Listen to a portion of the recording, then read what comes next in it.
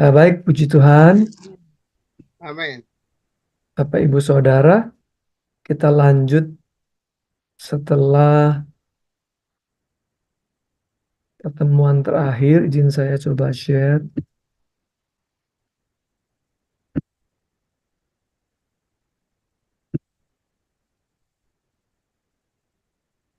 Nah, pertemuan terakhir kita, saya coba membantu mengingatkan, itu tentang sukacita sejati,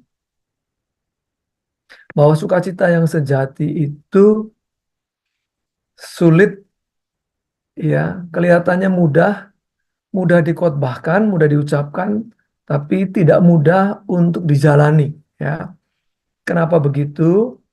Karena kita dalam segala keterbatasan sulit untuk bisa menjalani sukacita yang tidak berkesudahan, ya, yang kekal, ya, sukacita yang senantiasa. Kenapa begitu? Karena kita sering memberikan syarat, ya, kita itu baru berbahagia kalau kita mendapatkan sesuatu, kalau kita sampai di titik tertentu, kalau kita berdoa dan kemudian mendapat jawaban, begitu ya, kita baru bersuka cita. Jadi kita punya syarat untuk bisa berbahagia, maka menjadi sulit, ya, sebab sebetulnya kebahagiaan yang sesungguhnya kalau kita berpaut bergantung kepada yang kekal, yang memang bisa memenuhi senantiasa itu, ya, sumber kekekalan kita, yaitu Bapa kita di surga, ya. Itu yang seharusnya menjadi sumber kebahagiaan kita. Nah, malam ini kita lanjut, ya, karena selain sukacita itu menjadi sulit karena kita menetapkan syarat, sukacita itu juga menjadi sulit karena kita merasa punya hak atas apa yang kita miliki, sehingga ketika apa yang kita miliki itu terlepas, terhilang, sukacita kita ikut hilang. Ya, maka malam hari ini saya coba menambahkan pemahaman mengenai sukacita yang sejati dengan belajar melepaskan segala sesuatu, ya.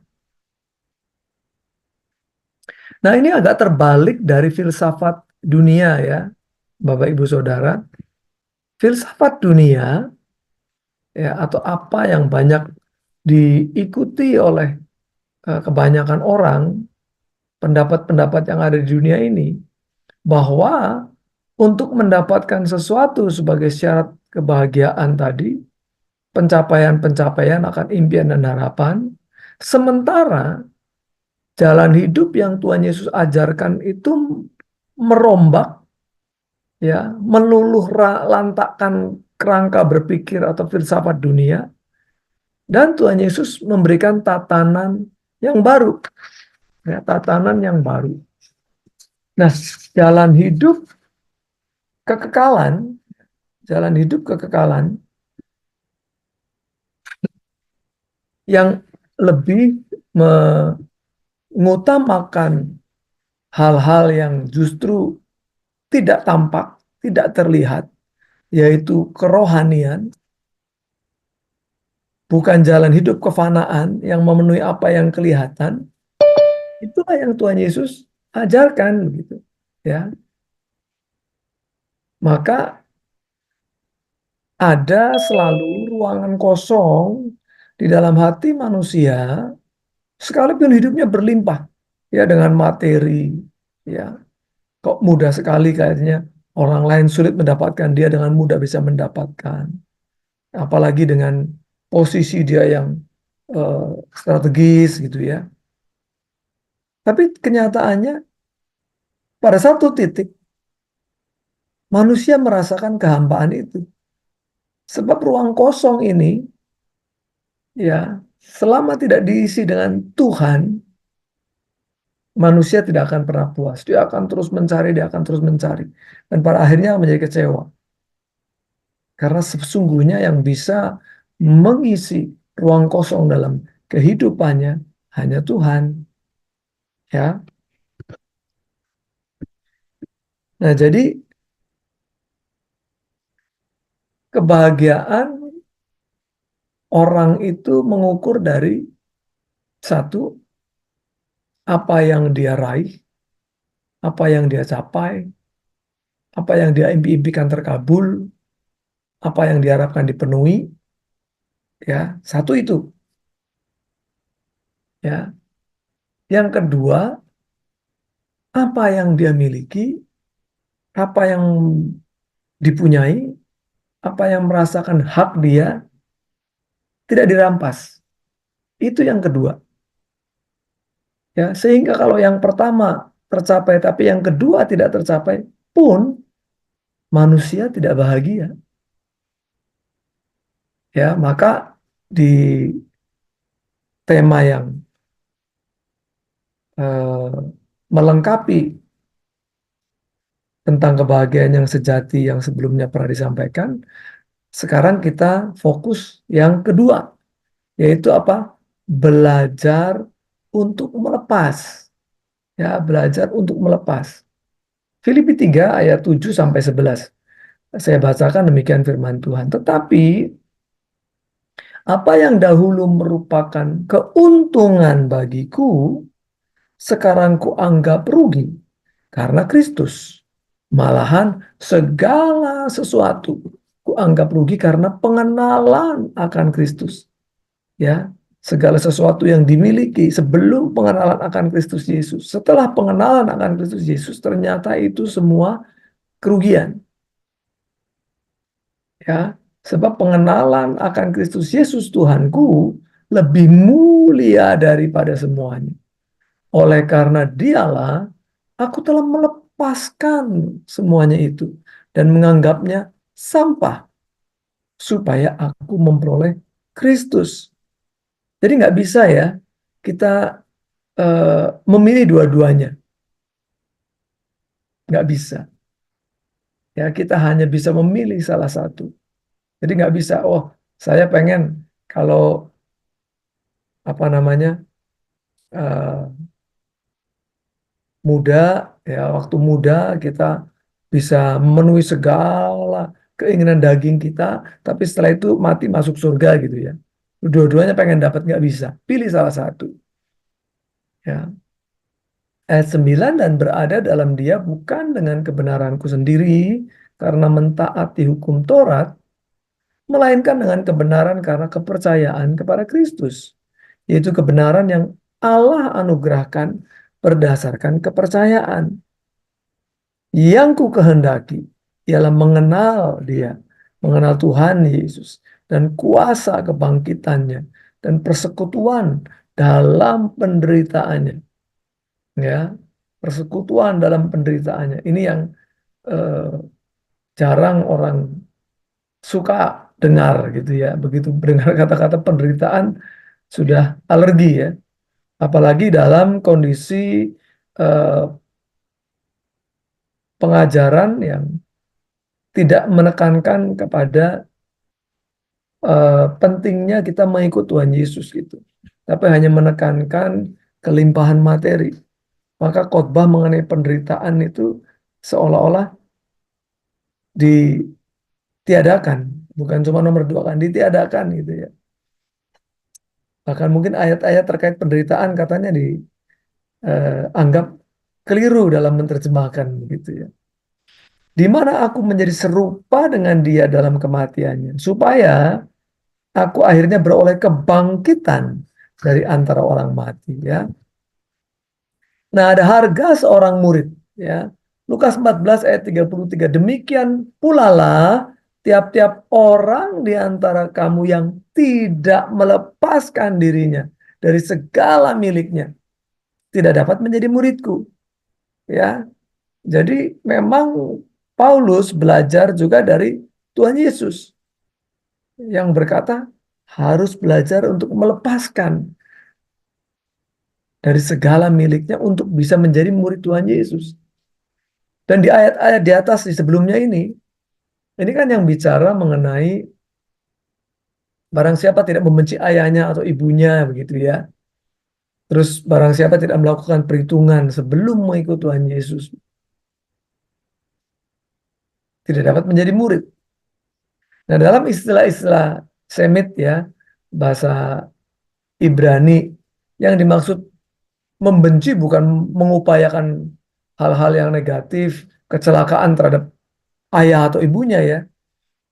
Begitu kita menempatkan orang di prioritas yang tidak utama, itu diterjemahkan membenci.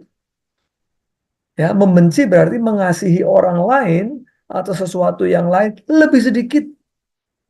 Ya, dalam budaya Yahudi begitu. Ini berarti bahwa seseorang atau sesuatu tidak menerima prioritas, tapi diturunkan ke urutan yang kedua atau yang ketiga. Maka Tuhan Yesus ingin menegaskan, siapapun yang tidak berkata bahwa Yesus adalah yang pertama dan terutama dalam hidupku, dia tidak dapat menjadi murid Yesus. Ya, bayangkan loh. Bahkan orang yang mungkin paling kita kasihi pun tidak boleh menjadi yang pertama dan terutama dalam hidup. Maka ada beberapa orang yang kemudian hidup selibat ya, tidak menikah karena dia khawatir itu akan membuat fokusnya kepada Tuhan berkurang, gitu ya. Maka dia menikah dengan Tuhan Yesus begitu, dengan tidak menikah di dunia ini. Itu pilihan yang luar biasa juga, kita salut juga ya ada orang-orang yang begitu. Barang siapa tidak memikul salibnya dan mengikut aku, tidak dapat menjadi muridku. Ya, ingat saya dulu pernah katakan, memikul salib itu bukan cuma kalimat yang mudah. Memikul salib artinya siap mati. Ya, namanya orang pikul salib pasti mati begitu. Setiap orang yang siap untuk membajak tetapi menoleh ke belakang tidak layak untuk kerajaan Allah. Ya, menjadi murid merupakan sebuah komitmen kepada Tuhan kita Yesus dengan sepenuh hati. Maka di ayat-ayat sebelumnya di Lukas 14 itu Tuhan Yesus memberitahu orang banyak yang menyertai dia, hitunglah harganya dan pikirkan apa arti mengikut aku yang sebenarnya. Mengikut Tuhan Yesus itu jangan setengah-setengah. Ya atau tidak sama sekali. Panas atau dingin. Nggak boleh suam. Putuskan. Ya, daripada jadi murid Yesus tidak, kemudian eh, dia juga tidak menikmati apa yang dinikmati oleh orang-orang yang memang sama sekali tidak menjadi pengikut Yesus begitu ya. Ngawang-ngawang nggak jelas ya. Mending kita putuskan. Kita mau 100% full heart ya, sepenuh hati untuk Tuhan. Nah, bagaimana ya, kita bisa menjadi bahagia menjadi pengikut atau murid Yesus dengan segala tantangan yang ada begitu. Nah, selama manusia itu tidak bisa merasakan menjadi murid Tuhan Yesus itu istimewa dan tidak semua orang itu bisa.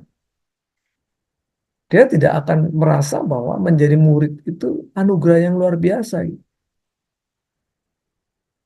Tidak akan ada dia rasa bahagia dalam mengiring Tuhan Yesus. Karena dia nggak merasa istimewa gitu menjadi murid Tuhan Yesus. Padahal sangat sedikit orang yang bisa punya kesempatan gitu untuk bertemu dengan bertemu loh ini ya, bukan ke gereja gitu. Ke gereja belum tentu bertemu Tuhan Yesus karena ada orang lain yang mencari hal-hal justru yang duniawi dari gereja gitu. Dia memanfaatkan gereja untuk sekedar memenuhi kedagingannya ya. Dengan cara apa? Dengan cara transaksional. Ya, ada orang, wah saya memberi, Kalau saya memberi 100, Tuhan akan berikan apa? 100 kali lipat, 60 kali lipat, 30 kali lipat. Jadi di dalam otaknya itu duit gitu ya. Ya pasti satu saat akan kecewa. Jadi ada orang yang secara badani ada di gereja beribadah setiap minggu gitu. KTP-nya Kristen gitu. Namun ternyata hidupnya itu nggak ada bedanya dengan orang yang tidak mengenal Tuhan Yesus. Sangat mudah gitu kondisi ada yang di lingkungannya berubah, dia ikut berubah begitu. Tidak kelihatan bahwa ada damai, sejahtera dan sukacita dari Allah yang ada di dalam hidup orang itu, yang justru bisa menebarkan suasana yang lain gitu ketika murid Kristus itu ada di tengah-tengah orang lain. Harus nampak bedanya. Kalau nggak nampak bedanya, lalu apa bedanya dengan orang dunia? Ya. Nah, tentu ini semua akan teruji, akan diuji juga, akan dites gitu untuk dimurnikan. Ya. Nah, kita sudah belajar bagaimana orang itu bisa direnggut dari segala sesuatu itu. Ya, yang menurut orang dunia itu memberikan kebahagiaan. Apa itu? Keluarga. Ya, banyak anak. Banyak anak, banyak rezeki ya. Orang dulu bilang begitu. Banyak ternak. Orang dulu juga diukur dari ternaknya. Kalau orang sekarang mungkin diukur dari apa? Dari kendaraannya, kendaraan mewah. Dulu ternak. Terus dari apa lagi? Kesehatannya. Dan ini bukan melepas segala sesuatu dengan sukarela. Ini direnggut dari hidupnya. Ya, karena iblis mencoba menunjukkan bahwa orang itu bisa setia karena dia punya sesuatu gitu. Dia ingin menunjukkan kepada Elohim Yahweh, kepada Bapa di surga, ah, orang yang dibangga-banggakan oleh Allah Bapa kita yaitu Ayub, coba aja dulu dites. Ya, dia setia, jangan-jangan karena dia memang memiliki segala sesuatu itu. Maka diujilah, nggak kira-kira diujinya. Segala sesuatu diambil, direnggut daripada Ayub. Keluarga yang dicintai, anak-anaknya nggak cuma satu. Ya, kalau dari 10 cuma meninggal satu, beda sama punya 10 diambil semuanya. 10-10-nya diambil pada saat yang sama pula. Ternaknya dihabiskan pada saat yang sama. Terus apalagi kesehatannya diambil juga. Ya, maka sebelum orang bisa berkata seperti Ayub, orang masih belum siap melepaskan segala sesuatu dan belum menjadikan Elohim Yahweh satu-satunya kebahagiaan.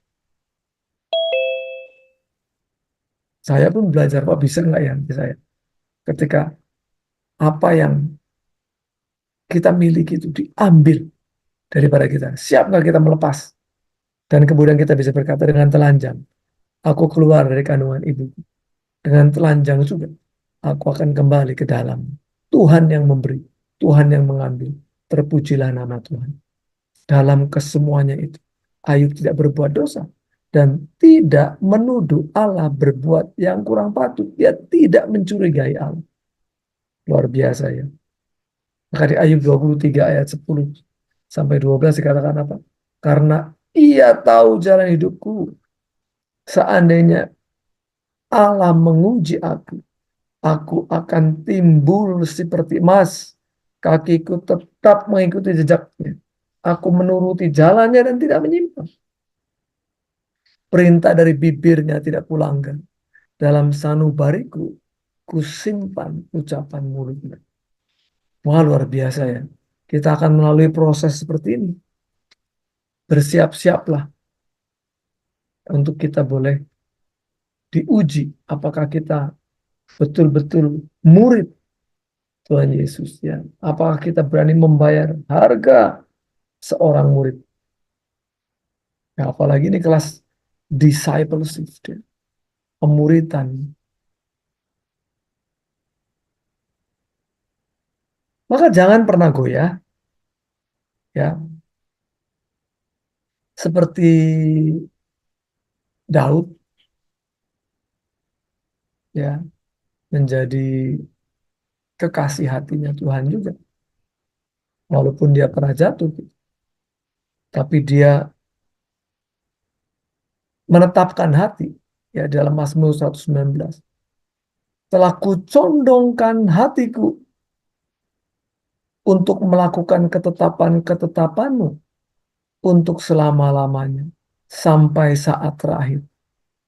Ya, kucondongkan itu kalau bahasa Inggrisnya dipakai terjemahan lebih keras ya. I'm determined ya, sudah meneguhkan, menetapkan hati ya, memegang prinsip tidak goyah to obey your statutes at all times, untuk mentaati perintah-perintahmu kapan saja, at all times, at all times, baik itu waktu baik, good times, or bad times, baik itu waktu tidak baik, baik itu waktu di mountain high, waktu di gunung-gunung, atau di deep valley ya, atau di lembah yang dalam, sampai pada saat yang terakhir, to the very end. Orang yang bimbang hatiku benci, tetapi Tauratmu ku cintai. Engkaulah persembunyianku dan perisaiku. Ya, aku berharap kepada firman. Slide terakhir untuk kita ingat dan kita resapi. Kita belajar kalau mau memiliki kebahagiaan yang sejati, lepaskan segala yang ada di dunia bagi Tuhan Yesus. Bukan lepaskan Tuhan Yesus bagi segala yang ada di dunia. Nah, ini yang ditawarkan iblis kan dalam pencobaan. Setelah Tuhan Yesus berpuasa 40 hari, 40 malam. Dia tawarkan dunia. Asal dia mau menyembah iblis. Tapi Tuhan Yesus lolos dan lulus dari jebakan dan ujian yang coba iblis tawarkan dan berikan. Ayo kita belajar melepaskan apapun yang kita anggap harta di dunia ini. Karena harta sesungguhnya adalah Tuhan kita Yesus, adalah Bapa kita. Dialah sumber kebahagiaan kita. Apapun boleh diambil selama tidak Tuhan Yesus yang diambil dari hidup kita. Amin. Kita masuk di Amin. sesi tanya jawab ya. Saya persilahkan kalau ada yang ingin bertanya atau ada yang ingin menambahkan atau ada yang ingin bersaksi sudah pernah melewati masa-masa seperti apa yang disampaikan dalam firman malam hari ini. Ya, baik Pak Roni, terima kasih buat materinya. Mungkin sebelum teman-teman yang lain bertanya, saya duluan saja. Puji Tuhan untuk materinya semakin meneguhkan. Untuk sukacita yang murni yang luar biasa itu ditandai dengan kita melepaskan segala sesuatu. Nah, mungkin cirinya apa seorang itu sudah melepaskan segala sesuatu itu cirinya seperti apa? Atau bahkan dia belum melepaskan segala sesuatu itu ciri-cirinya seperti apa? Mungkin bisa dijelaskan lagi. Terima kasih, Pak Ron. Baik, terima kasih Pak Tadus ya. Nah, memang kita bisa melihat ya, orang-orang yang sudah bisa melepaskan segala sesuatu itu, dia menyikapi keadaan itu dengan cara yang berbeda ya. Dia tidak mudah panik ya, atau ada orang sekarang ada panic attack ya, atau ada orang yang sering khawatir begitu ya. Ada orang yang punya rasa damai gitu, yang punya ketenangan yang luar biasa. Yang mungkin buat orang lain itu membuat dia terkagum-kagum gitu ya. Kok bisa ya ada orang di tengah situasi yang seharusnya orang itu panik, orang itu kemudian tidak bisa menguasai diri, tapi orang ini tetap tenang karena dia tahu bahwa dalam setiap keadaan Tuhan punya kendali gitu ya. Dan bahwa kondisi yang terjadi apapun itu bisa memiliki satu rema. Ada hal-hal yang tetap bisa dipelajari dari peristiwa-peristiwa sepahit apapun itu. Maka kita mesti ingat bahwa ayat seperti Roma 8 ayat 28 ya. Bahwa Allah turut bekerja, ya Allah bekerja begitu dalam segala hal, dalam segala perkara, baik itu perkara yang buruk sekalipun, yang kadang daging ini menolak untuk menerima itu, untuk mendatangkan kebaikan bagi orang yang mengasihi Dia, bagi orang yang terpanggil sesuai dengan rencananya. Itu ayat ditulis dalam kondisi yang berat sekali gitu. Ya, ayat ditulis untuk jemaat di Roma yang saat itu bukan melepaskan segala sesuatu dengan sukarela begitu. Itu direnggut begitu. Begitu orang mengaku Kristen, maka taruhannya nyawa begitu. Ya, taruhannya nyawa. Dan orang bisa diambil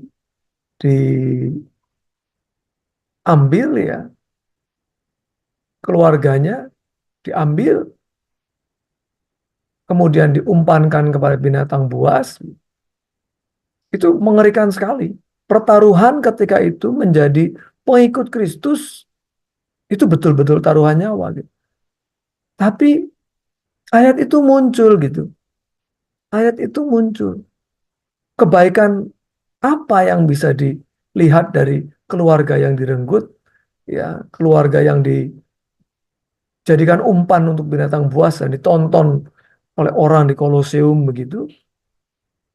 Itu kan dahsyat sekali ya. Kalau lihat dari sejarah gereja, ya teman-teman yang mungkin belum pernah dengar, belum membaca, waktu mereka dihadapkan dengan binatang buas itu mereka semua memuji Tuhan loh. Mereka memuji Tuhan dengan keras gitu. Sampai akhirnya pujian itu tidak terdengar. Tidak terdengar lagi, kenapa? Ya karena orang itu sudah habis dimakan binatang buas. Tapi itu kan dahsyat. Apakah kekristenan kemudian menjadi hilang karena penderitaan itu? Enggak. Justru makin memurnikan iman gitu. Mereka makin habis-habisan ikut Tuhan. Yang bahaya justru sekarang gitu. Dengan kondisi segala kemudahan, kemudian materialisme masuk dalam gereja, orang jadi sangat mudah cengeng begitu ya. Sangat mudah cengeng. Sedikit-sedikit mengeluh, ya, sedikit-sedikit komplain, sedikit-sedikit mungkin kecewa dengan Tuhan, ya. Ya banyak sekali hal-hal yang bisa kita lihat dengan jelas gitu di depan mata kita bagaimana eh, orang-orang yang seharusnya menjadi teladan kita di dalam memimpin kita, para pimpinan-pimpinan gitu, dalam aras-aras petinggi gereja, justru mempertontonkan sikap atau kelakuan yang tidak dewasa, yang tidak bisa diikuti oleh umat begitu untuk jadi teladan, ya. Em, Arogansinya begitu ya. Kita kan bisa lihat gitu, ya, arogansinya. Kita juga bisa lihat bagaimana mereka eh, menggunakan uang jemaat misalnya begitu ya. Bukan untuk hal-hal yang tujuannya memperluas kerajaan Allah gitu, tapi untuk memperkaya diri sendiri misalnya begitu ya.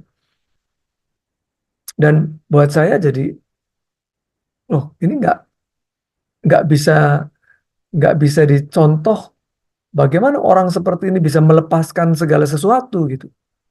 Karena yang ada mereka justru apa? Menambahkan segala sesuatu yang fana itu untuk kepentingan sesaat gitu.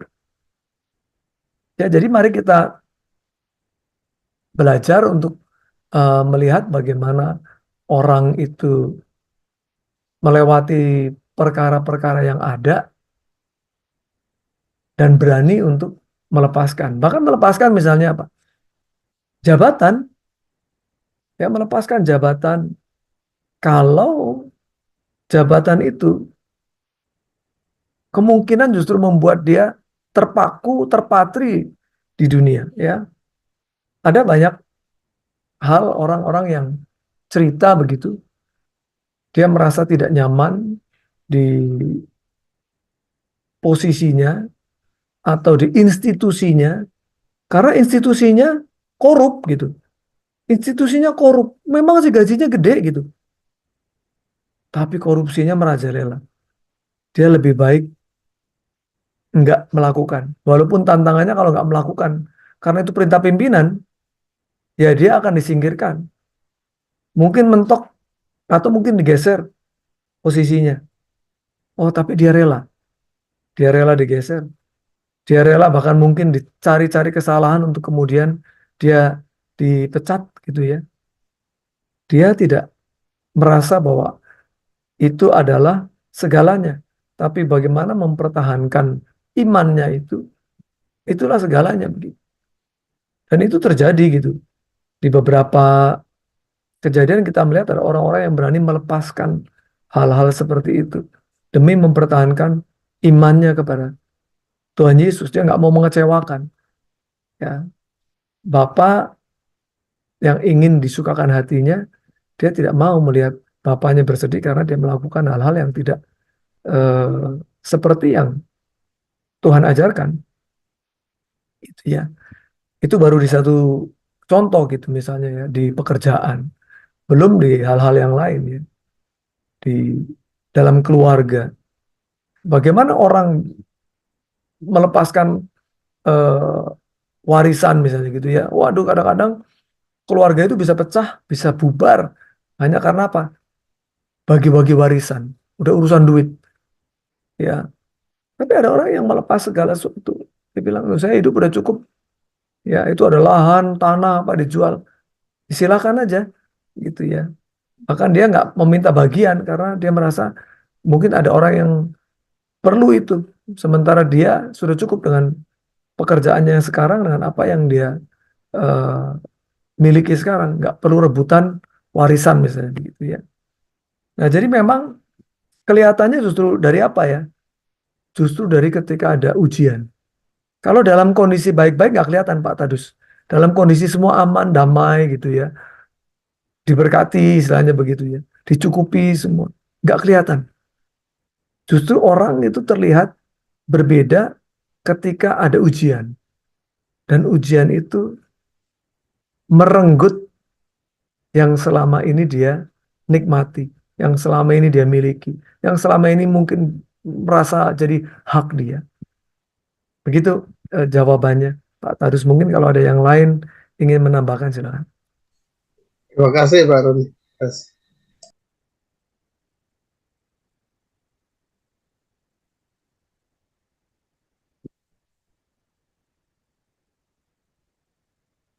Ya, selamat malam Pak Roni. Ya, selamat malam Ko Afi. Puji Tuhan atas renungan malam hari ini yang luar biasa. Saya tertarik dengan ayat firman Tuhan, yaitu di ayat Lukas 14 ayatnya yang 33. Tapi sebelumnya ada ayat-ayat yang yang lebih ekstrim lagi, yaitu di ayatnya yang 26 dan 27 sebelum kita bicara di 33. Segala sesuatu kalau mau mengikuti Yesus atau menjadi muridnya Yesus, itu kita harus melepaskan, ya Pak ya. Ya. Tapi kalau kita namanya hidup di dunia ini, sudah ada keluarga gitu ya Pak ya. Ya. Sudah ada keluarga, istri, anak-anak, mungkin juga cucu ya Pak ya. Dan juga ada usaha yang kita bisa jalankan untuk Ya. menghidupi hari lepas hari begitu ya Pak ya. Nah, kalau konotasinya kita mengikuti di Lukas 14 ini, di ayat yang 26 maupun 27 atau 33 begitu, apakah semestinya begitu Pak? Kita harus melepaskan semuanya itu Pak, agar bisa menjadi murid Yesus gitu Pak. Tapi kan selama begini, saat-saat sekarang begini kan bukannya baik-baik saja Pak begitu.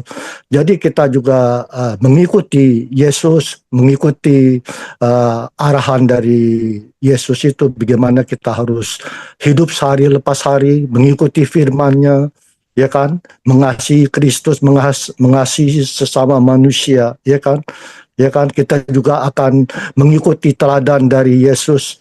Kita juga akan mengikuti jejak-jejak dari Kristus itu Pak. Apakah kalau menurut pandangan Bapak, semua yang ada itu, apakah kita harus melepaskan begitu Pak? Terima kasih Pak, itu pertanyaan dari saya Pak. Baik, terima kasih Ko Afi. Jadi seperti berlanjut ini ya pertanyaan dari Pak Tadus tadi, itu kemudian ditegaskan lagi bagaimana caranya, begitu ya. Kalau tadi Pak Tadus, bagaimana membedakan? Sekarang bagaimana caranya? Nah, kita tidak menjadi orang yang naif ya. Artinya naif ini begitu melepaskan segala sesuatu, artinya kita jual semua milik kita punya keluarga kita tinggalkan gitu, terus kita kemudian menjadi petapa di gereja gitu. Enggak gitu ya. Bukan itu maksudnya. Oh iya, Tapi iya. sebetulnya kita tidak mengikatkan diri. Ya, hidup kita tidak terikat kepada hal-hal yang sekarang merasa menjadi milik kita. Tapi sebetulnya ya, itu nggak bisa jadi milik kita karena anytime bisa diambil dan kita nggak punya kekuatan untuk menahan. Ya, makanya di eh, sharing kita sebelum-sebelumnya kan sempat begini, seberapapun kekuatan cinta kita kepada seseorang, kepada istri, kepada suami, kepada anak, kekuatan cinta kita tidak bisa menahan satu detik pun kalau sudah waktunya Tuhan panggil. Nah, kalau kita tidak punya hati yang rela, ya, bahwa ini sebetulnya bukan milik. Kalau buat saya sekarang selalu kan begitu kalau berdoa ya. Ini anak pun kita doanya apa? Anak yang Tuhan titipkan. Supaya pada saat kita nggak tahu siapa yang duluan. Kita nggak tahu siapa yang duluan. Nah, saya lompat dulu nih.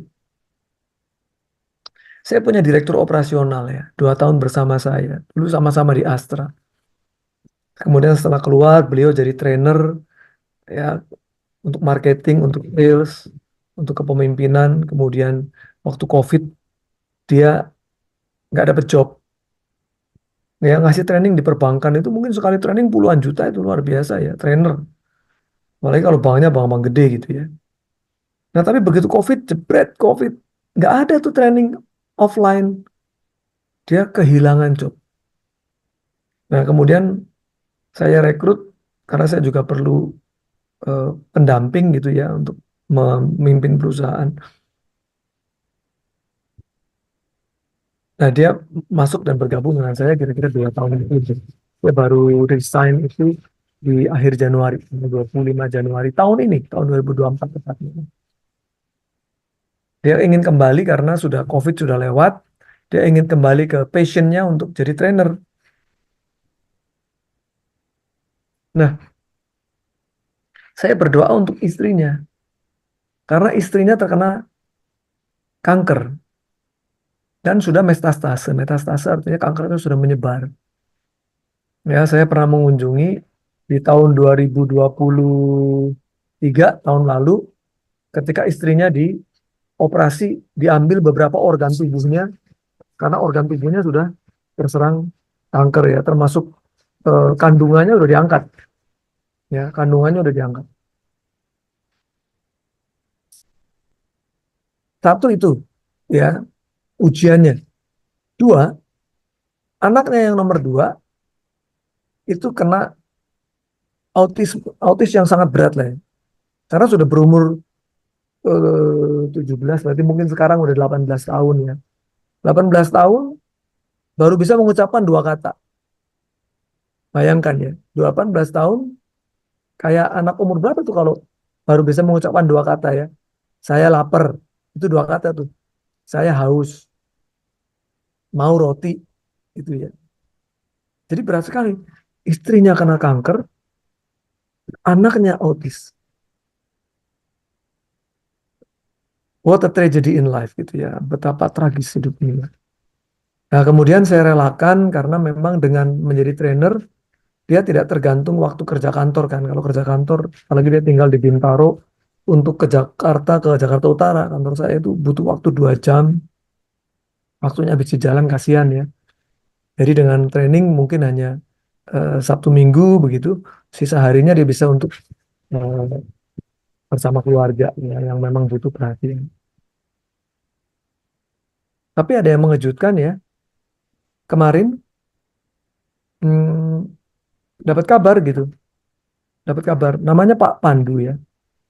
Pak Pandu ini, saya dapat kabar di grup X Astra begitu. Kalau Pak Pandu masuk ICU gitu, oh minta tolong ini dong, kalau bisa dicarikan rumah sakit yang bisa terima BPJS gitu. Em, karena harus PET scan, karena ada setelah biopsi diambil cairan tubuh, kemungkinan ada cancer. Oh, saya kemudian sampaikan ke anak buah saya yang tinggalnya di BSD, tolong tengokin ya, tuh Pak Pandu di ICU gitu. Masuk, ternyata udah lama masuk ICU, udah tanggal 23 September, udah hampir 2 minggu ya, atau lebih malah ya, hampir 2 minggu lebih. Saya terakhir saya cek WA, saya WA ke beliau itu, biasa ya, ayat firman begitu, tanggal 27 September, oh, makanya mungkin udah nggak dibalas karena beliau udah di ICU.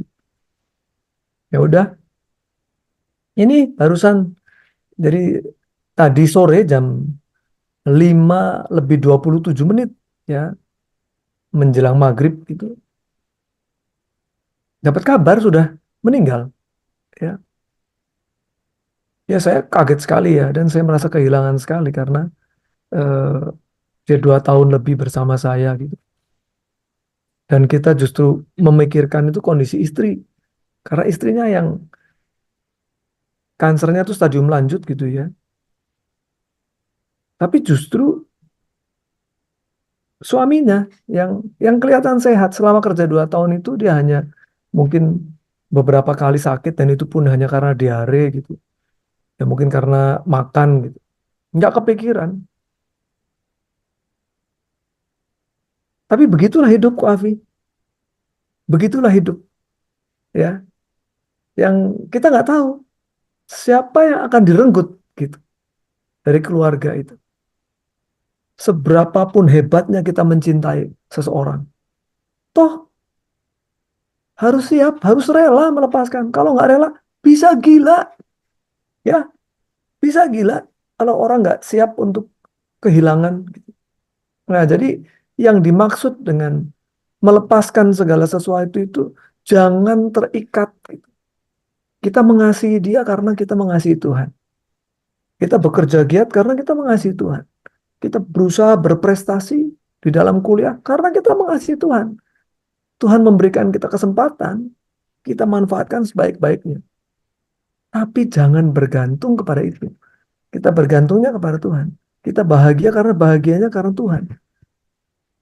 Sebab apapun yang ada di dunia, toh akhirnya kita memang harus lepaskan. Jangan-jangan kita duluan yang memang dipanggil dan kita meninggalkan segala sesuatu. Dan kita harus melengkapi keluarga kita. Mereka harus siap untuk melepaskan kita juga. Kita harus siap ketika kita melepaskan orang lain. Orang lain harus siap ketika mereka melepaskan kita. Lebih begitu, prinsipnya lebih ke situ, Kak Afi. Jadi bukan waktu kita masih hidup ini kemudian kita eh, tidak mengasihi orang lagi, ya. Kemudian kita tidak eh, serius dalam bekerja, ya. Tetap kita lakukan itu semua karena kita mencintai Tuhan. Ya, selama hari ini kita masih bisa hidup, artinya anugerah. Ya kita isi hari ini dengan apapun yang terbaik. Terus saya untuk meninggalkan sebetulnya, kalaupun nanti kita dipanggil, kita sudah menorehkan gitu prestasi-prestasi yang menjadi teladan bagi orang lain yang kita tinggalkan. Semoga menjawab ya kok Adi. Betul, Pak. Ya, ya. Ya, terima kasih untuk pencerahannya yang luar biasa. Biar Bapak dipakai Tuhan lebih heran lagi. Biarlah Tuhan yang memberikan talenta-talenta yang luar biasa kepada Bapak ya. Terima kasih sekali lagi ya Pak. Terima Selamat kasih kok Afi. malam. Ya, Ya, jadi memang peristiwa hidup ya. Saya bisa ngasih contoh karena baru terjadi ini. Baru terjadi, kita juga masih nunggu dia akan disemayamkan di mana. Oh, anaknya. Eh, Pak Pandu itu masih lebih muda dari saya, Pak. Gitu ya. Dia masih lebih muda dari saya. Cuma memang overweight ya. Tubuhnya besar sekali. 100 kilo lebih. Dia sudah berusaha untuk menurunkan berat badannya dengan berbagai macam cara. Dengan diet macam-macam, intermittent fasting, keto, nggak nggak membantu. Ya, mungkin juga gaya hidup ya. Teman-teman jadi gaya hidup. Mari kita eh, belajar kalau kita mengasihi Tuhan, kita harus mengasihi tubuh yang Tuhan percayakan. Karena tubuh ini alat untuk kita bekerja bagi kemuliaan Tuhan. Maka tentu harus kita jaga. Maka kita harus hidup, pola makannya kita harus bagus. Ya, pola istirahatnya harus bagus. Pola olahraganya harus bagus. Pola berpikirnya ya jangan stressful gitu ya. Pola bergaulnya juga harus bagus ya. Nah, kita mau hidup kudus tapi bergaul dengan orang-orang yang eh, selalu berbuat jahat, berbahaya juga gitu ya. Ya, bagaimana kita kita bijaksana di dalam hidup ini penting. Ya. Roni, ada pertanyaan di kolom chat dari Andi. Sebentar saya baca ya.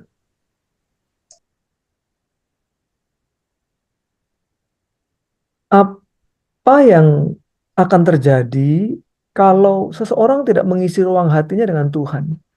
Apakah dia akan mengalami kehampaan selamanya dan apakah dia tidak eh, akan menyadari untuk berubah? Oh oke, ya. Saya pernah mengalami hal ini gitu. Saya pernah mengalami hal ini. Jadi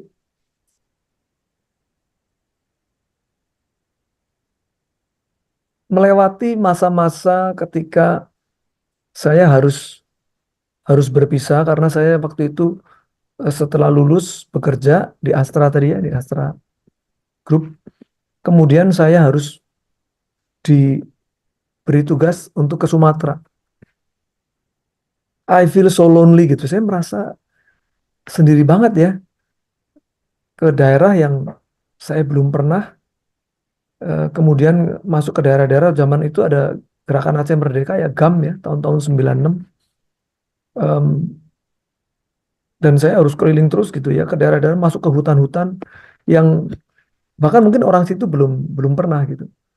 Ya, saya berbekal peta Angkatan Darat itu dari Direktorat Topografi Angkatan Darat Dirtop. Saya hanya berbekal peta, belum ada handphone zaman itu, ya, belum ada handphone. em, belum ada Google Map, jadi em, berisiko ya masuk ke daerah-daerah itu. Ketemu dengan militer ya, masuk ke kantor polisi dimarahi karena saya bawa orang asing.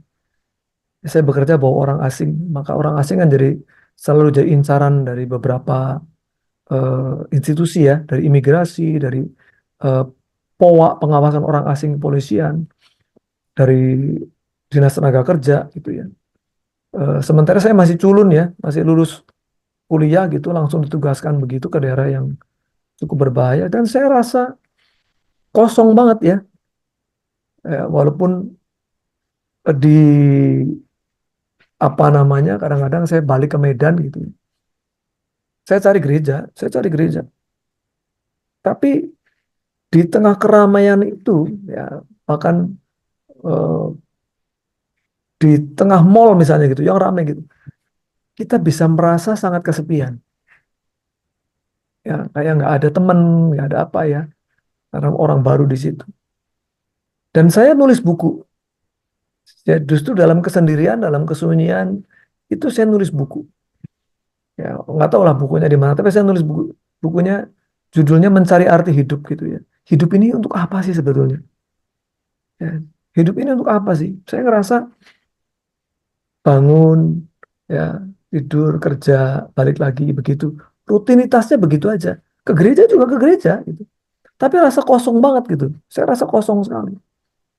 Dan kemudian saya tahu bahwa, oh, karena saya coba mengisi keseharian saya, ya kesepian saya isi dengan kegiatan. Ya. Wow, supaya supaya kelihatan sibuk. Tapi kemudian itu tidak menutupi apa namanya rongga yang kosong tadi gitu. Dan ketika saya lebih banyak waktu untuk duduk diam di kaki Tuhan gitu ya, itu akhirnya hilang gitu ya. Rasa kesepian itu nggak ada lagi. Sebab kemudian apapun yang terjadi saya rasa dekat sekali dengan Tuhan gitu. Ya, saya belajar eh, bagaimana waktu itu kan masih tahun 96 ya. Tahun 96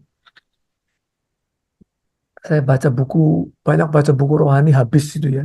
Saya telan habis gitu ya. Eh, Belajar doa Bapa kami, bagaimana kita ikut Tuhan Yesus bilang kan apa? Tidak sanggupkah kamu bertahan, berjaga-jaga 1 jam saja dengan aku. Tapi Tuhan kan mengajarkan doanya Bapa kami. Loh, doa Bapa kami itu kalau kamu baca cepat nggak sampai 1 menit selesai. Loh, nggak sampai 1 menit selesai ini sementara harus 1 jam berjaga-jaga berdoa. Nah kemudian Tuhan Tuhan ajarkan bahwa loh doa Bapa kami itu maknanya dalam sekali ya. Ternyata begitu satu kalimat gitu ya. Satu kalimat saja. Itu ketika diurai itu memang nggak habis dalam waktu yang cepat gitu. Bisa bermenit-menit kita begitu satu bicara em, Bapa kami yang di surga, dikuduskanlah namamu. Loh, nama Tuhan itu ternyata banyak sekali. Ya, mm, apa kemuliaan Tuhan dinyatakan dalam namanya. Jadi kita bicara ada Yahweh Sefaot Allah semesta alam ya. Ada Yahweh Sitkenu, Allah kebenaran kita. Ada Yahweh Makades yang menyucikan kita. Ada Yahweh Syama yang maha setia. Yahweh Shalom yang memberikan damai sejahtera. Ada Yahweh Nisi, panji keselamatan, panji kemenangan kita. Ada Yahweh Yireh, penyedia. Ya. Ada Yahweh Rafa, penyembuh. Ada Yahweh Rohe, gembala kita yang baik ya. Loh, wah, itu satu kalimat aja. Satu kalimat saja. Itu bisa lama banget. Doa kita itu hanya untuk menyembah. Menyembah yang mempunyai nama yang eh, luar biasa itu gitu. Nah kalau sudah begitu, itu rasanya waktu sejam itu nggak cukup untuk berdoa. Waktu sejam itu nggak cukup untuk berdoa. Boro-boro mau datang dengan daftar belanja. Kita kalau doa kan sering pakai daftar belanja ya. wah minta ini Tuhan, minta itu Tuhan. Nggak sempat lagi udah. Kita cuma menyembah aja. Itu luar biasa. Ya, jadi begitu saya bisa ketemu dengan Tuhan, wah itu hati kita rasanya kemanapun saya pergi sudah nggak ada rasa kesepian lagi. Nah itu makanya kita perlu banyak waktu untuk ketemu Tuhan ini, gitu ya. Ke gereja bukan ketemu orang, ketemu Tuhan, kita cari Tuhan. Maka banyak orang yang ketika masuk ke gereja kecewa, aduh musiknya kok begini ya, aduh pujiannya kok begitu ya, oh firmannya kok begitu ya. Ya karena dia nggak cari Tuhan, ya. Tetapi ketika kita cari Tuhan, itu mungkin pujian belum dimulai, kita sudah bisa menangis tersengguk-sengguk gitu ya. Bisa rasa, aduh Tuhan, bisa anugerahmu besar, bisa sampai di tempat ini aja udah luar biasa gitu. Belum dimulai gitu, belum dimulai. Nah, ada orang yang sudah dimulai sampai selesai malah penuh kekecewaan karena dia cari untuk cuma sekedar menyukakan hati gitu. Bukan cari untuk ketemu Tuhan. Ya, jadi kiranya itu bisa menjawab ya, Yanti. Ya, kalau kamu udah ketemu Tuhan, udah nggak ada lagi yang bisa mengisi hatimu dengan kebahagiaan. Udah cukup lah. Tuhan cukup bagiku. Oke, ini adalah pertanyaan lagi ya, Dek, dari Ademira ya. Nah, dari Mira. Terima kasih banyak renungannya. Izin bertanya. Tentunya kita menjadi murid harus belajar untuk melepaskan. Artinya ada usaha dari pihak kita. Kita harus punya komitmen kepada Tuhan Yesus dengan sepenuh hati betul. Di sini saya sering memulai kesalahan yang sama atau tidak konsisten. Oh, itu masalah kita semua kok, ya. Ini bukan cuma masalahnya Ademir, masalah kita semua. Masalah kita semua itu tidak konsisten, ya. Kalau kita sudah bisa jalani semua dengan konsisten, itu tingkat iman kita itu sudah top, itu ya. Nah, makanya kita sering masuk ke lembah gitu ya. Itu karena memang kita belajar untuk konsisten itu sebuah perjuangan sendiri. Dan itu nggak hanya di dalam iman, tapi di dalam segi kehidupan kita juga begitu. Ya, sering-sering kita semangat kuliah ya semangat, kadang-kadang aduh malas banget gitu ya. Itu masih masih dalam kategori ya memang kita akan melewati masa-masa itu. Tapi kita pasti naik gitu ya, naik level.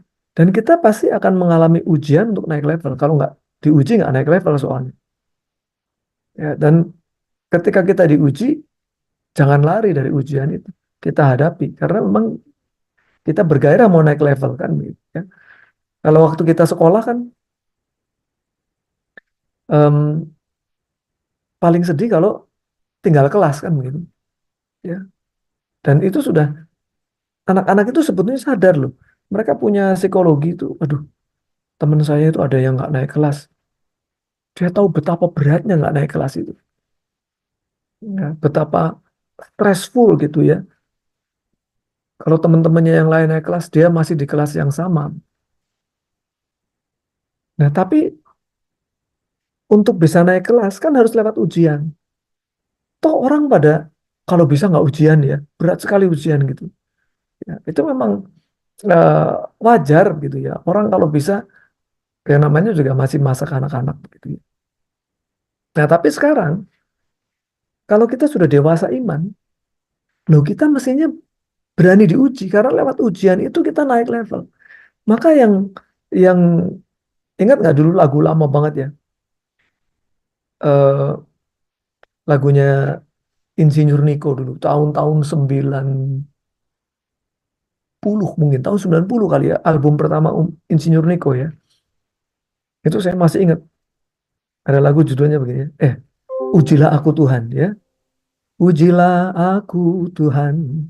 Cobalah aku Tuhan selidiki batinku dan hatiku, mataku tertuju padamu.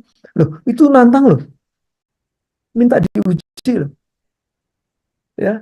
Kita berani nggak gitu, minta diuji diuji. Bahwa ketika ujian itu datang, aku mau menunjukkan aku tidak akan bergeser dari Tuhan.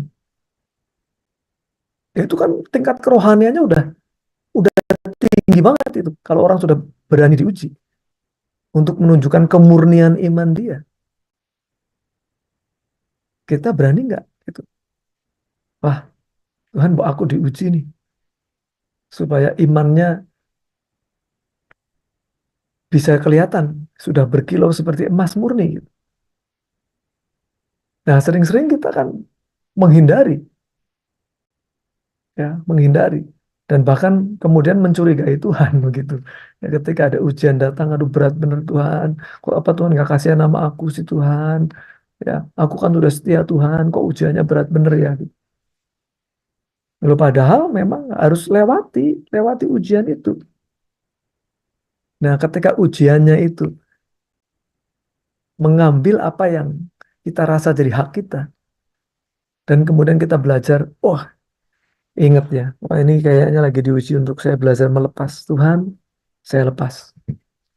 Dan kita dengan hati yang napas yang lega gitu, yang lepas sesuatu nggak dengan dada yang sesak gitu.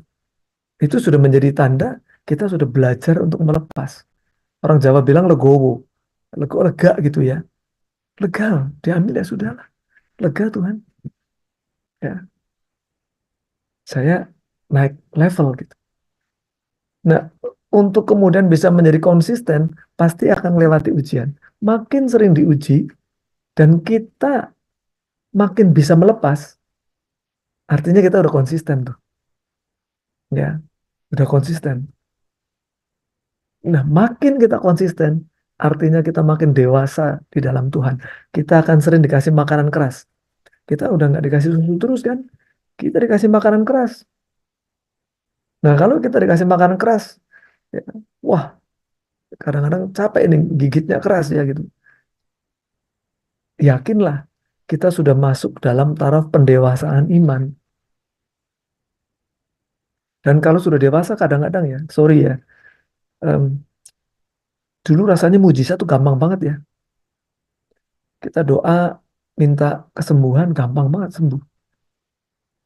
Tapi sekarang kita doa, nggak sembuh-sembuh nih. Bukan karena imannya, tapi karena kita dikasih makanan keras. Ya, kita lagi dikasih makanan keras. Bahwa kita nggak bergeser iman. Tuhan, kalaupun penyakit ini nggak sembuh, tidak berkurang satu inci pun imanku kepadamu. Tidak mundur satu langkah pun aku kepadamu. Wah, itu baru udah mulai nih iman yang sekokoh batu karang gitu. Ya mari kita belajar ya, karena kita nggak tahu kalau nggak diuji. Maka kalau datang ujian, bersukacitalah senantiasa. Walaupun ujian loh ya, sebab pencobaan yang kamu alami itu yang biasa kok itu. Ya, berani nggak sukacita kita dalam ujian. Oh Tuhan terima kasih. Masalah datang Tuhan terima kasih Tuhan. Aku sudah berusaha untuk nggak jadi pembuat masalah gitu. Tapi masalah datang nggak diundang. Puji Tuhan. Kalau kita sudah bisa lewati itu, top. Moga-moga bisa ya, Ade Mira. Kita semua belajar.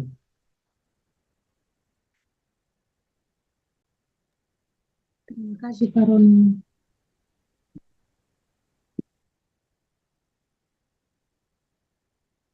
Oke, ada lagi?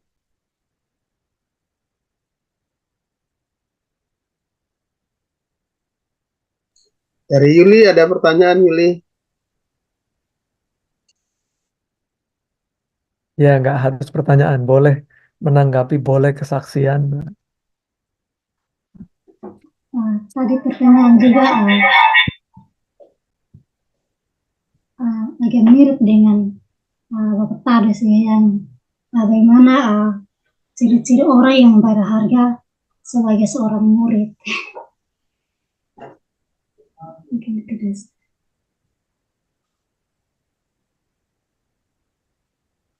Sorry, Yuli.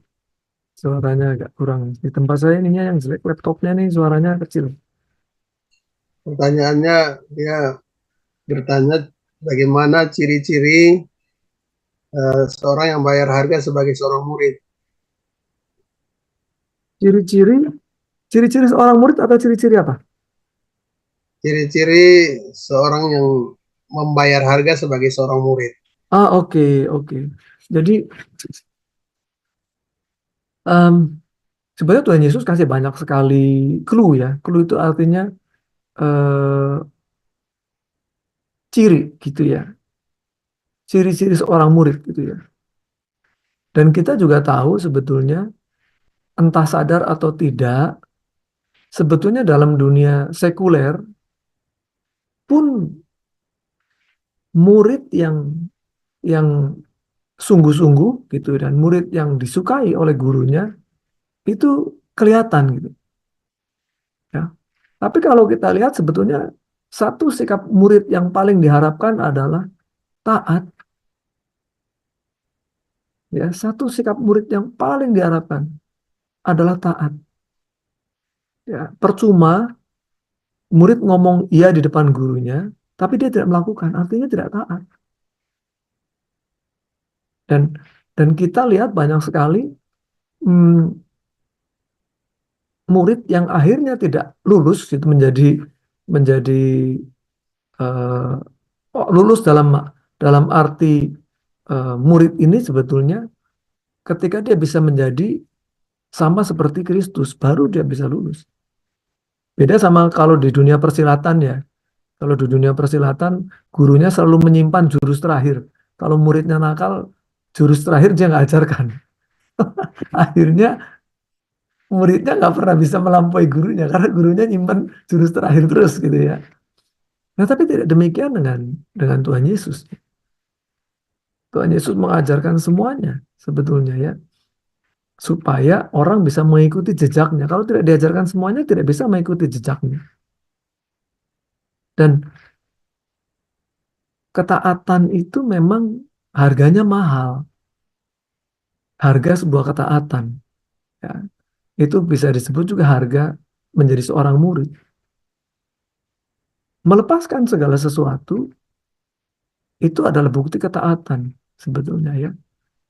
Adalah bukti ketaatan bahwa dia mau mengikuti jejak gurunya itu, dia nggak bisa lagi dibebani ya oleh hal-hal yang membuat dia tidak bisa all out mengiring Tuhan. Makanya apa? Waktu Tuhan Yesus panggil mereka dari tepi laut, letakkan jalamu. Eh, itu meletakkan jala itu nggak main-main loh. Kelihatannya gampang ya meletakkan jala ya. Tapi makna yang ada di dalam situ adalah apa?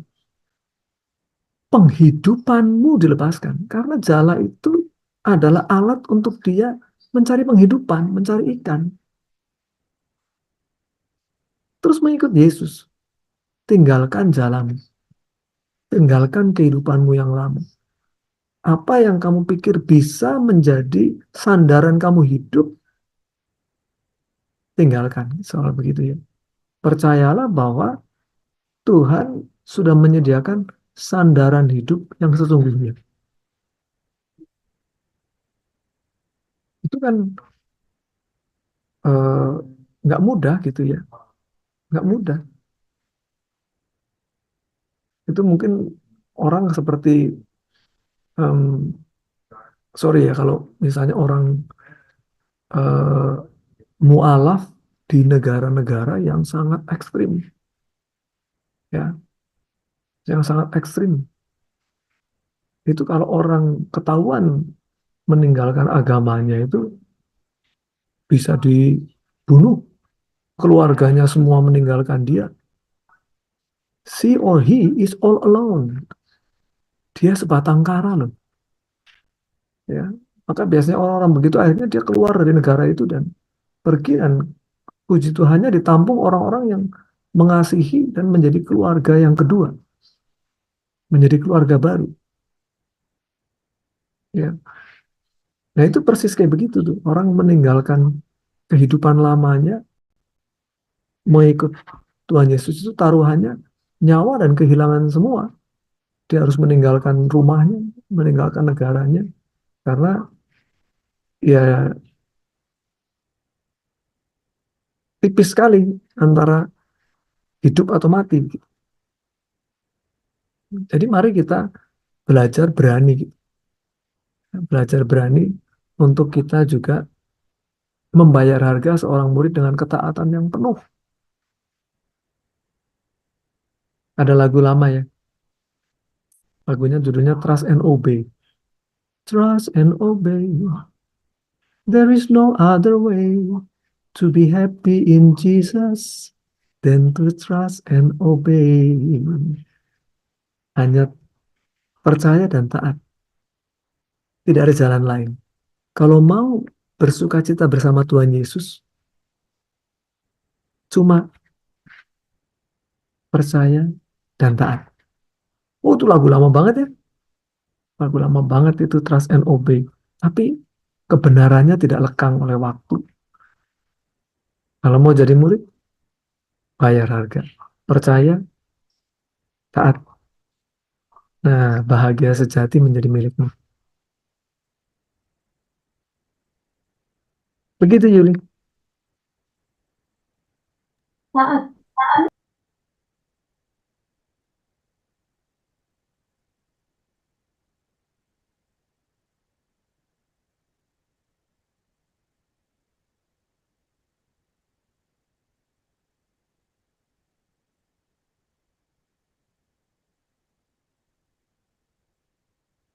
Ada lagi? Oh ya, Rida ngasih komen ya. Menjadi seorang murid itu berani melepaskan segala sesuatu ya yang ada di dunia. Namun bagaimana dengan seorang yang sering berjalannya waktu kembali ke kehidupan semula?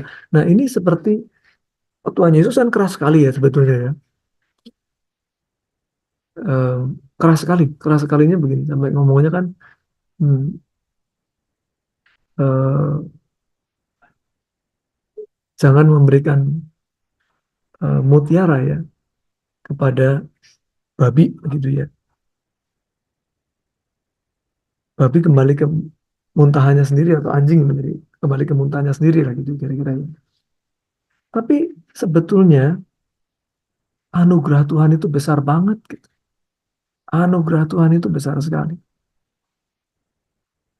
Makanya ada yang sempat bertanya ya, emang seberapa besar sih eh, kasih anugerah panjang sabarnya Tuhan, pengampunannya Tuhan? Oh, cuman segini nih. Ya, cuman sepanjang kita mengedangkan tangan. Tapi setelah Tuhan Yesus hanya mengedangkan tangan itu, kemudian dia mati. Artinya apa? Kasih Tuhan itu tak terbatas. Kalau ngomong sejauh timur dari barat, itu artinya nggak pernah ketemu tuh. Timur sama barat kan nggak pernah ketemu. Karena kasihnya setinggi langit di atas bumi. Tapi yang kita tidak tahu adalah kapan titik di mana kita itu sudah melewati batas kesabaran. Ya, nah ini kan pernah eh, saya diskusi lah ya dengan temennya terkait dengan penjahat yang mati di sebelah salib Tuhan Yesus. Ya, karena kemudian dia berpikir, loh, nanti aja kalau saya sudah mau mati, saya baru bertobat seperti penjahat yang di sebelah Tuhan Yesus. Maka saat itu juga dia bersama-sama dengan Tuhan di Firdaus. Ya kan? Loh, menjadi pertanyaan, kapan terjadi lagi? Kapan terjadi lagi? Ada situasi di mana kamu menjadi penjahat yang disalib di sebelah Tuhan Yesus. Nggak pernah terjadi lagi. Momen itu nggak pernah terjadi lagi. Tapi bahwa orang yang coba mencurangi ya, dalam tanda kutip ya, orang mencurangi Tuhan Yesus atau mencurangi Allah Bapa kita dengan cara seperti itu saya tidak menghakimi ya, tapi merencanakan kejahatan. Orang yang merencanakan kejahatan dengan cara apa? Berbuat kejahatan, terus berbuat kejahatan ini. Dan merencanakan, nanti saya mau mencurangi Tuhan, kalau saya mau mati, saya minta maaf. Saya yakin ya, walaupun saya nggak menghakimi ini, tapi saya yakin pasti pertobatannya tidak tulus.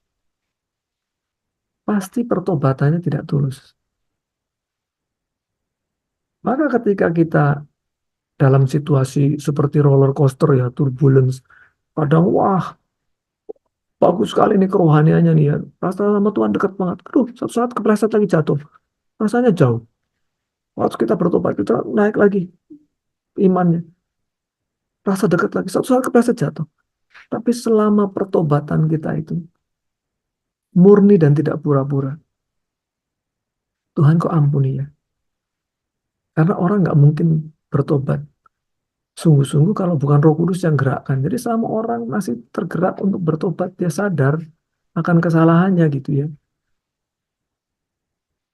Tuhan masih sayang sama dia, gitu aja. Kalau saya berpikirnya seperti itu, Tuhan masih sayang. Kalau enggak, ya boro-boro orang berpikir bertobat. Kalau orang masih dengar suara Roh Kudus berbicara, ayo balik yuk, gitu ya.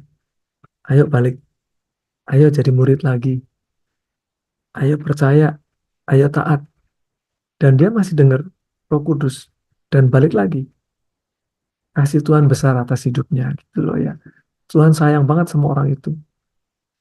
Nah, selama orang itu masih balik, artinya masih ada kesempatan untuk betul-betul imannya dimurnikan terus gitu. Jadi begitu ya, Rida. Orang yang berjalan ke kehidupan semula ya, ada kalanya orang seperti itu, ya, ada kalanya orang seperti itu. Tapi selama dia masih peka terhadap suara Roh Kudus, dia minta ampun, Tuhan ampuni kok. Ya, yang sering-sering kita yang nggak bisa ampunin diri sendiri ini yang bahaya. Tuhan sudah mengampuni dan melupakan, kitanya yang ingat-ingat terus.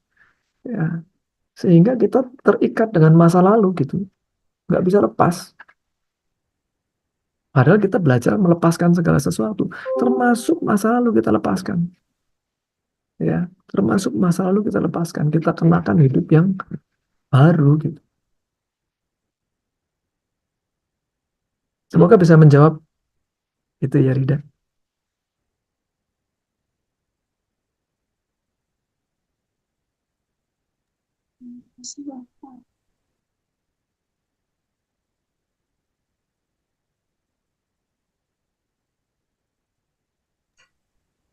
Begitu Tuhan, masih ada lagi.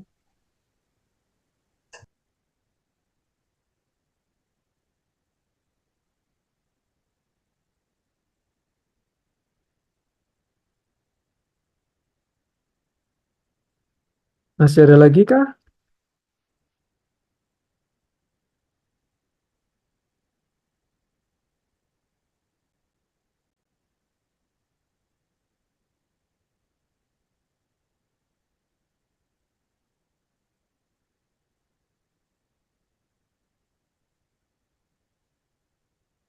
Kalau tidak ada lagi kita tutup dengan doa ya Pak Tadus.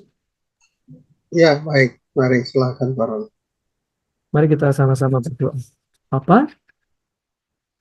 Terima kasih buat kesempatan kami bertemu secara online malam hari ini. Hanya karena anugerah-Mu Bapa kami boleh belajar bagaimana menjadi murid yang sejati, yang bisa melepaskan segala sesuatu. Yang itu justru menjadi sumber kebahagiaan. Dunia banyak memutarbalikkan firman dengan cara menawarkan banyak hal untuk kami miliki. Dan seakan-akan dengan apa yang kami miliki, kami baru bisa bahagia. Namun justru Engkau mengingatkan kami kembali bahwa Engkaulah harta kami yang sesungguhnya. Bapa, Engkaulah harta kami sesungguhnya. Tuhanku Yesus, harta kami sesungguhnya. Bukan apa yang ditawarkan dunia ini yang sangat fana. Maka Tuhan tolong kami, ingatkan kami, teguhkan iman kami. Untuk kami belajar mencari Engkau, mengisi hidup kami, jiwa kami, roh kami, hanya dengan Engkau, hanya dengan firman. Kami tahu kalau kami mengiring Engkau sungguh, Engkau tidak pernah kecewakan kami. Terima kasih Bapa. Ajar kami terus untuk mencari Engkau, sumber kebahagiaan, sumber sukacita, sumber kedamaian yang abadi. Jadikan kami menjadi alat juga untuk boleh mengabarkan kabar baik ini kepada banyak orang yang sementara ini berduka-duka karena mereka mencari kebahagiaan dari hal-hal yang fana di dunia ini. Terima kasih Bapak buat malam ini. Berkati juga Pastor Haynes, Pastor Lepri yang ada kegiatan dimanapun mereka berada, diberkatilah. Juga para mentor yang lain, diberkatilah. Semua yang ikut di acara malam hari ini, diberkatilah. Kiranya berkat dari Allah Bapa, kasih sayang dari Tuhan Yesus, pertolongan, penghiburan, kekuatan Allah Roh Kudus menyertai kita semua hari ini sampai Maranatha. Tuhan datang kali yang kedua, menjemput kita semua di awan-awan yang permai, dan kita boleh ketemu muka dengan muka dengan Tuhan kita Yesus yang kita rindukan sampai saat kita pulang. Di dalam nama Tuhan Yesus Kristus, kami berdoa dan kami terima berkat-Mu. Haleluya. Amin. Amin, amin. Dan Terima kasih Pak Roni. terima kasih ya Terima semua. kasih Selamat Bapak. malam, Baik. selamat